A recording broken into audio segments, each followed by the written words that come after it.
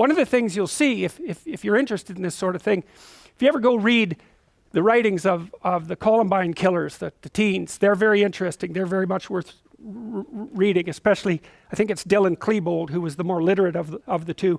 But he tells you exactly where he went after brooding and brooding and brooding on his isolation and segregation from mankind.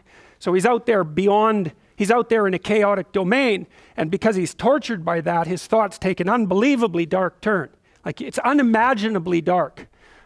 If you're interested in that sort of thing, you could read that. There's another book you could read called Panzram, Panzram, and it's a fascinating book. It's about this guy who, I think he raped 1,200 men.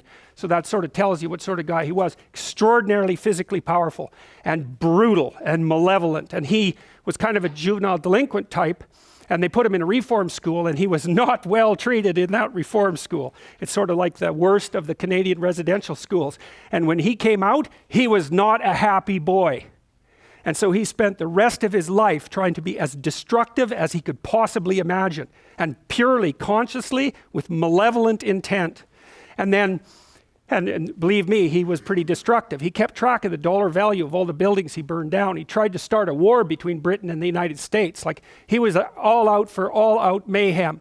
His dying words that they're going to hang him, he told the guy who was going to hang him, he said, "Hurry up, you Hoosier bastard. I could kill 12 men in the time it takes you to hang me."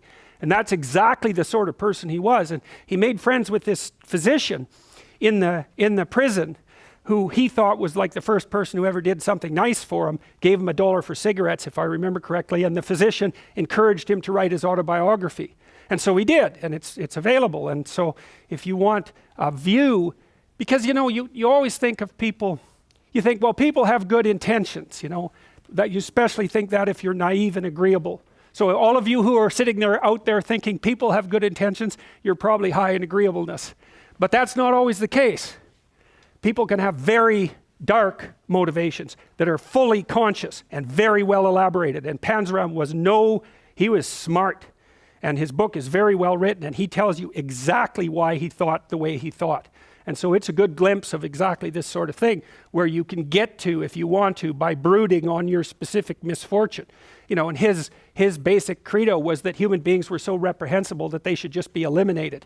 And believe me, that's what he was trying to do. And these people who do terrible things, like the Columbine shooters, that's exactly what, for lack of a better word, they're possessed by. It's sheer malevolence.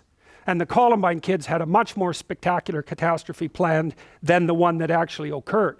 And they knew it was going to be a full-blown media circus. And lots of these people who engage in those sorts of mass murders, they know about the other mass murderers, and they're engaged in a competition. And the competition is who can do the most brutal thing the fastest, something like that. So you can't just be thinking about people who have good intentions but have somehow gone wrong.